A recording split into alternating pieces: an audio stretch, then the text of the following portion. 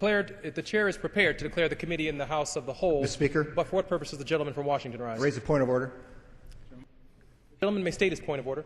Mr. Speaker, I raise a point of order against consideration of H.R. 3534 because it does not comply with Clause 9A of Rule 21, because the committee report to accompany the measure does not contain the statement that this bill contains no congressional earmarks, limited tax benefits, or limited tariff benefits. I would point the Speaker to page 125 of the accompanying report. The report contains the statement that H.R. 3435 does not contain any congressional earmarks, limited tax benefits, or limited tariff benefits. That is not the proposition that we are considering today. Today we are considering H.R. 3534, the Consolidated Land, Energy, and Aquatic Resources Act of 2009. However, the proposition identified in the committee report is H.R. 3435, a bill making supplemental appropriations for fiscal year 2009 for the Consumer Assistance to Recycle and Save program. As it happens, that measure was signed into law on August 7, 2009, and is Public Law 111-47. So it cannot be the proposition that we are considering today.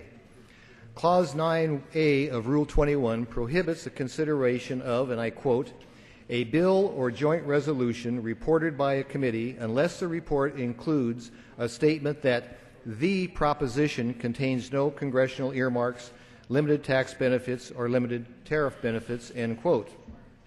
The rule specifies the proposition, not a proposition. Thus, the statement in the committee report fails to meet the test because it describes a proposition rather than one which is the subject of the report.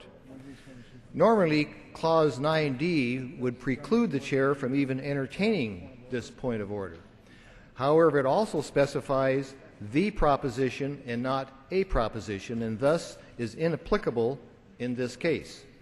I would also note that the rule providing for consideration of H.R. 3534 specifically exempts Clause 9 of Rule 21 from the waiver of all points of order against the consideration of the bill. So the bill is exposed to this point of order. So accordingly, Mr. Speaker, I insist on my point of order. Does the gentleman from West Virginia seek to argue the point of order? No, Mr. Speaker. The chair is prepared to rule. The gentleman from Washington makes a point of order that the bill violates Clause 9A of Rule 21. Under Clause 9A of Rule 21, it is not in order to consider a bill or a joint resolution unless the committee report on the measure includes a list of congressional earmarks, limited tax benefits, or limited tariff benefits contained in the measure, or a statement that the measure contains no such earmarks or benefits.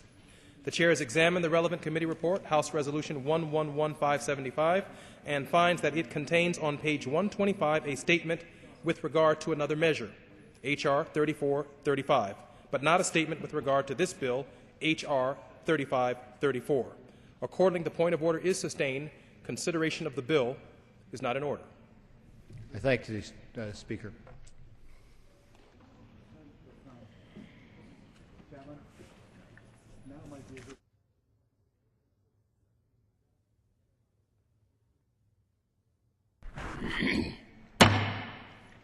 A supplemental report on H.R. 3534 has been filed pursuant to the authority granted by Clause 3A, Paren 2 of Rule 13.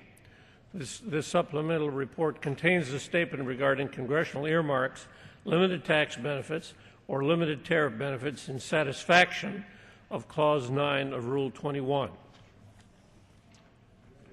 Pursuant to House Resolution 1574 and Rule 18, the Chair declares the House and the Committee of the Whole House on the State of the Union